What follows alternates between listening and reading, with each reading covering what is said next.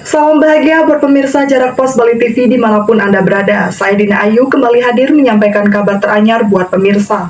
Namun sebelumnya mohon dukung kami dengan cara like, subscribe, dan share video kami agar kami senantiasa bisa memberikan informasi-informasi menarik untuk Anda.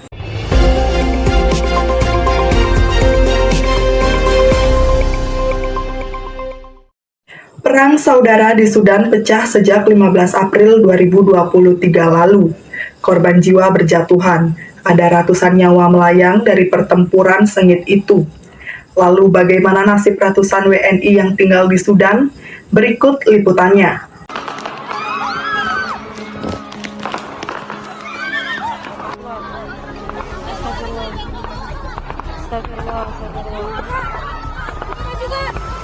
Perang saudara pecah di Sudan pada Sabtu 15 April 2023 lalu antara Angkatan Bersenjata Sudan SAF dan kelompok paramiliter Pasukan Dukungan Cepat RSF yang dipimpin oleh Mohamed Hamdan Dagalo.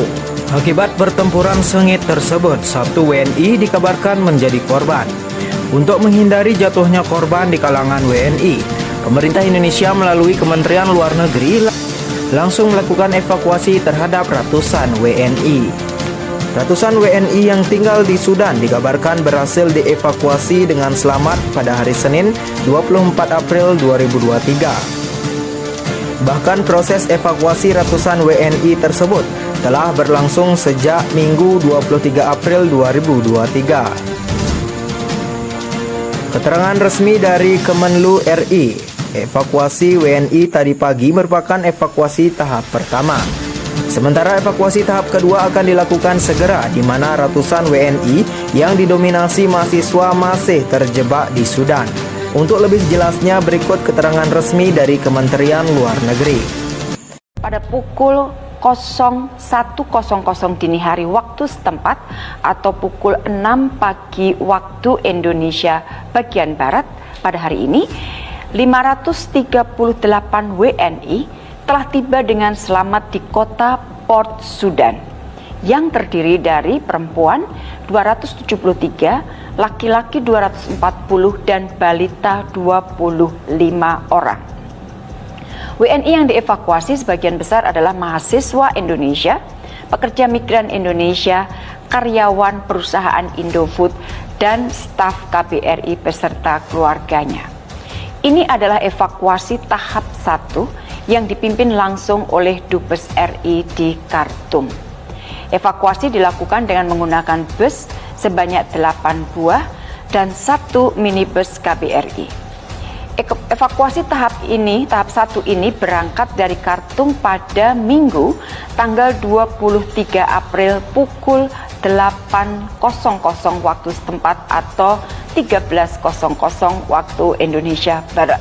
Waktu tempuh perjalanan darat dari Khartoum ke Port Sudan memerlukan waktu sekitar 15 jam atau sekitar 830 km melalui kota Atbara, Damir, Miswar, dan kota Sawakin.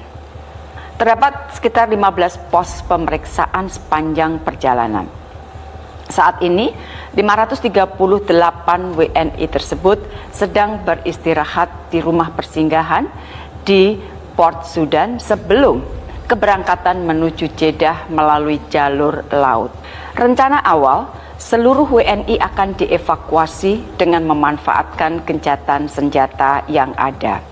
Namun demikian, karena adanya pembatasan bahan bakar untuk bus yang akan mengangkut para WNI dan evakuasi lainnya, maka evakuasi tidak dapat dilakukan dalam satu tahap. Terdapat 289 WNI lainnya yang sebagian besar adalah mahasiswa dan 5 pekerja perusahaan akan dievakuasi pada tahap kedua pada kesempatan pertama. Untuk itu saya himbau agar setiap WNI yang masih berada di Sudan dan belum melaporkan diri, mohon agar segera melaporkan keberadaannya ke KBRI Khartoum agar juga dapat dilakukan evakuasi pada tahap kedua.